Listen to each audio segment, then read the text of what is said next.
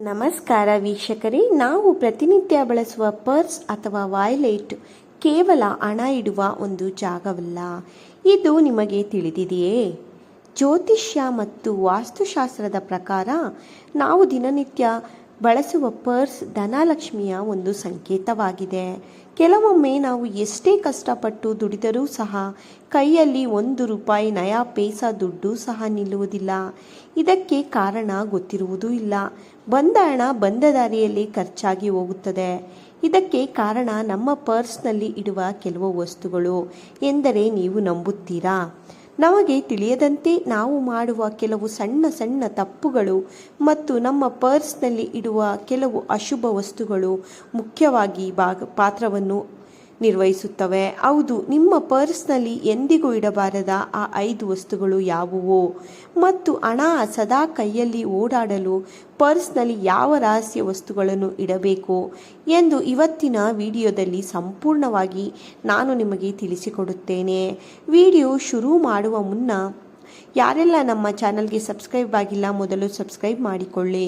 ಲಕ್ಷ್ಮೀ ದೇವಿಯ ಕೃಪೆ ನಿಮಗಾಗಲು ತಪ್ಪದೆ ಕಮೆಂಟ್ ಬಾಕ್ಸ್ನಲ್ಲಿ ಓಂ ಮಹಾಲಕ್ಷ್ಮಿಯೇ ನಮಃ ಎಂದು ಬರೆಯಲು ಮರೆಯಬೇಡಿ.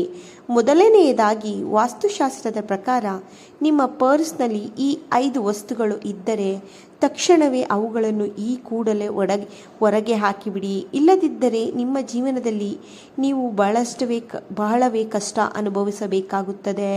ಎಷ್ಟು ದುಡಿದರೂ ₹1 ಸಹ ನಿಲ್ಲುವುದೇ ಇಲ್ಲ. ಮೊದಲನೆಯದು, ಹಳೆಯ ಬಿಲ್ಗಳು ಮತ್ತು ರಸೀದಿಗಳು. ನಾವು ಏನಾದರೂ ಖರೀದಿಸಿದ ವಸ್ತುಗಳ ಹಳೆಯ ಬಿಲ್ಗಳು, ಹರಿದ ಕಾಗದಗಳು ಅಥವಾ ಹಳೆಯ ಟಿಕೆಟ್ಗಳನ್ನು ತಿಳಿಯದೆ ನಮ್ಮ ಪರ್ಸ್ನಲ್ಲಿ ಹಾಗೆಯೇ ತುರುಕಿ ಇಟ್ಟಿರುತ್ತೇವೆ. ಇವು ಕೇವಲ ಒಂದು ಕಾಗದ ತುಂಡುಗಳು ತಾನೆ ಎಂದು ನಿರ್ಲಕ್ಷ್ಯ ಮಾಡಿಬಿಟ್ಟಿರುತ್ತೇವೆ.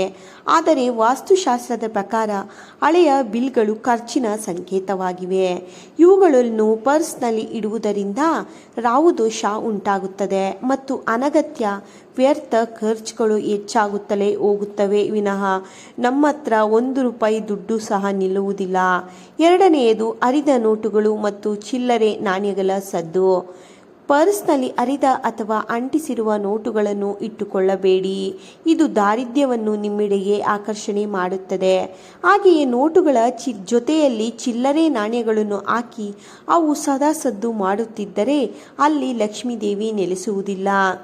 ಆ ಶಬ್ದವು ಲಕ್ಷ್ಮೀದೇವಿಯನ್ನು ಹೊರಟು ಹೋಗುವಂತೆ ಮಾಡುತ್ತದೆ.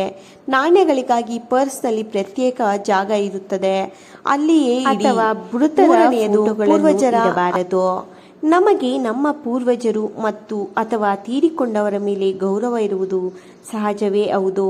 ಆದರೆ ಮೃತಪಟ್ಟವರ ಫೋಟೋಗಳನ್ನು ಪರ್ಸ್ನಲ್ಲಿ ಇಡಬಾರದು. ಪರ್ಸು ಸದಾ ಹಣದ ಚಲಾವಣೆಯಲ್ಲಿರುವ ಒಂದು ಜಾಗ. ಅದರಲ್ಲಿ ಮೃತರ ಫೋಟೋ ಇಡುವುದರಿಂದ ಋಣಾತ್ಮಕ ಶಕ್ತಿ, ನೆಗೆಟಿವ್ ಎನರ್ಜಿ ಹೆಚ್ಚಾಗಿ ಸಾಲದ ಬಾಧೆ ಎದುರಾಗಬಹುದು.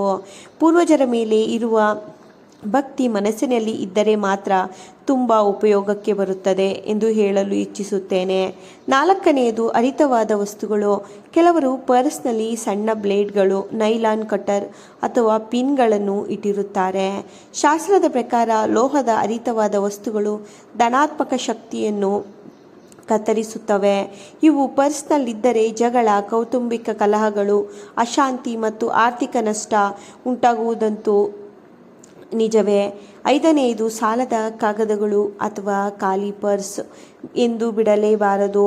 ಯಾರಿಗಾದರೂ ಸಾಲ ಕೊಡಬೇಕಾದ ಲೀಸ್ಟ್ ಅಥವಾ ಸಾಲದ ಪತ್ರಗಳನ್ನು ಮರೆತೂ ಸಹ ಪರ್ಸ್ನಲ್ಲಿ ಇಡಬೇಡಿ. ಇದು ನಿಮ್ಮನ್ನು ಸದಾ ಸಾಲದ ಸುಳಿಯಲ್ಲೇ ಇರಿಸುವಂತೆ ಮಾಡುತ್ತದೆ.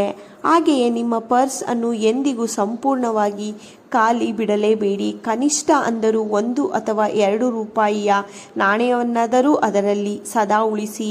ಖಾಲಿ ಪರ್ಸ್ನನ್ನು ಇಡುವುದರಿಂದ ದುರಾದೃಷ್ಟ ನಿಮ್ಮೆಡೆಗೆ ಆಕರ್ಷಿತವಾಗುತ್ತದೆ.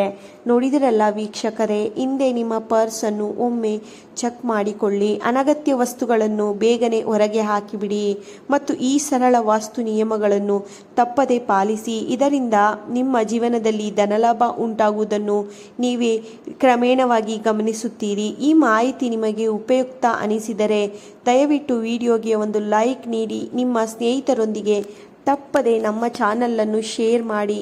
ಇಂತಹದ್ದೇ ರೋಚಕ ಮತ್ತು ಆಧ್ಯಾತ್ಮಿಕ ಮಾಹಿತಿಗಳಿಗಾಗಿ ನಮ್ಮ ಆಧ್ಯಾತ್ಮಿಕ ದೀಪ ಚಾನಲನ್ನು ಸಬ್ಸ್ಕ್ರೈಬ್ ಮಾಡಿಕೊಳ್ಳುವುದನ್ನು ಮರೆಯಬೇಡಿ. ಎಲ್ಲರಿಗೂ ಒಳ್ಳೆಯದಾಗಲಿ. ಧನ್ಯವಾದಗಳೊಂದಿಗೆ ನಾನು ಸಿಗುತ್ತೇನೆ ಮತ್ತೊಂದು ಆಧ್ಯಾತ್ಮಿಕ ಮತ್ತು ಉಪಯುಕ್ತ ಮಾಹಿತಿಯೊಂದಿಗೆ.